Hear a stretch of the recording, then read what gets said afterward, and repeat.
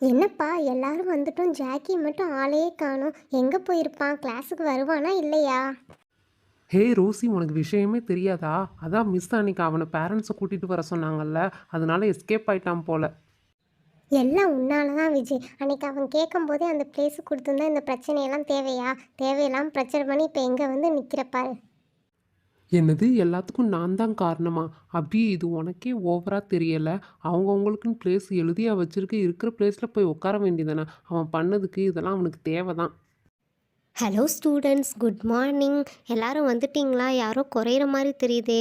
Jackie வரலையே, Jackie ஏன் வரல? நான் பேரண்ட்ஸை கூட்டிகிட்டு வர சொல்லவும் லீவ் போட்டுட்டானா?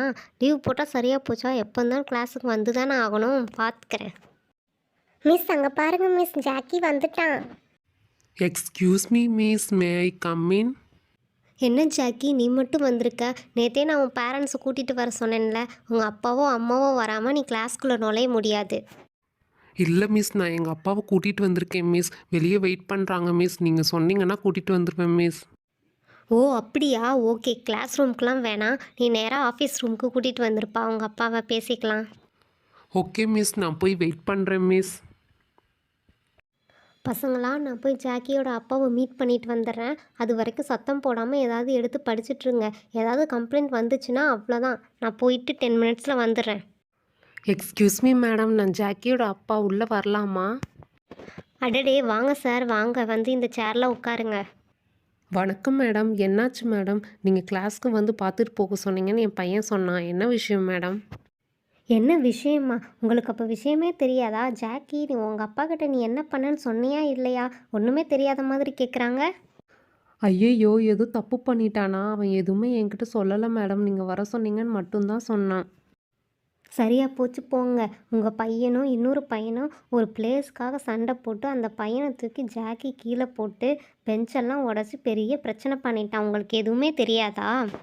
ஐயையோ, என்ன சொல்கிறீங்க மேடம்? ஜாக்கி மேடம் சொல்கிறதெல்லாம் உண்மையா? ஆமாப்பா, விளையாட்டாக சண்டை போட்டோம்ப்பா. தெரியாமல் உடஞ்சிருச்சுப்பா. வேணும்னு பண்ணலப்பா. என்னது, எல்லாத்தையும் பண்ணிட்டு ஒன்றும் தெரியாத மாதிரி என்கிட்ட வந்து பேசுனியா?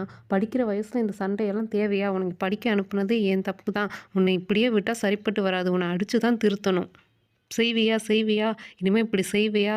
பசங்க கூட சண்டை போடுவியா? ஒழுங்காக படிப்பேன்னு சொல்லு. செய்வியா செய்வியா? அப்பா அடிக்காதீங்கப்பா. இனிமேல் அப்படி பண்ண மாட்டேன்ப்பா. இனிமேல் ஒழுங்காக படிக்கிறேன்ப்பா. ப்ளீஸ்ப்பா.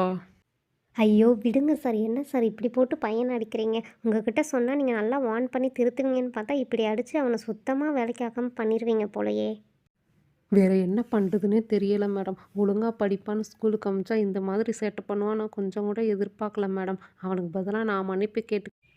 என்ன சார் இவ்வளோ அசால்ட்டாக சாரின்னு ஒரே வார்த்தையில் சொல்லிடுறீங்க? அந்த பையனுக்கு அடிபட்டிருக்கு, பெஞ்சு சேரெல்லாம் உடச்சிருக்கான். இப்போ நான் எப்படி ஆஃபீஸில் பதில் சொல்லுவேன், நீங்களே சொல்லுங்கள். இந்த மாதிரி பசங்களுக்குலாம் டிசி கொடுத்தா தான் மற்ற பசங்க இவனை மாதிரி கெட்டு போக மாட்டாங்க. மேடம், டிசி எல்லாம் கொடுத்துறாதீங்க மேடம். அவன் லைஃபே ஸ்பாயில் ஆயிரும். நான் எப்படியாவது கண்டித்து வளர்க்குறேன். ப்ளீஸ் மேடம், இந்த ஒரு தடவை மன்னிச்சு விட்டுருங்க மேடம்.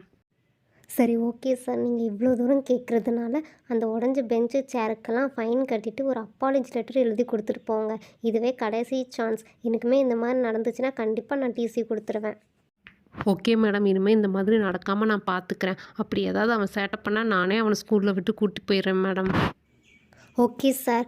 ஜாக்கி, உங்கள் அப்பா இவ்வளோ தூரம் சொன்னனால உன்னை எக்ஸ்கியூஸ் பண்ணுறேன். இனிமேல் இந்த மாதிரி மிஸ்டேக் ஏதாவது பண்ணேன்னா நீ ஸ்கூல்லையே இருக்க முடியாது. ஒழுங்காக நடந்துக்கோ.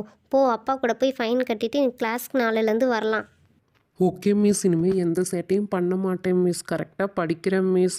Thank you miss. ஓகே ஜாக்கி, நாளையிலேருந்து உன் ஆக்டிவிட்டீஸ்லாம் நான் பார்ப்பேன். கரெக்டாக இல்லைன்னா கண்டிப்பாக நீ இந்த ஸ்கூலில் இருக்க முடியாது. ஞாபகத்தில் வச்சுக்கோ. இப்போ உங்கள் அப்பாவை கூப்பிட்டு நீ கிளம்பலாம். ஓகே ஃப்ரெண்ட்ஸ், வீடியோ பிடிச்சிருந்தா சப்ஸ்கிரைப் பண்ணுங்கள். நெக்ஸ்ட் வீடியோவில் பார்க்கலாம். பாய்.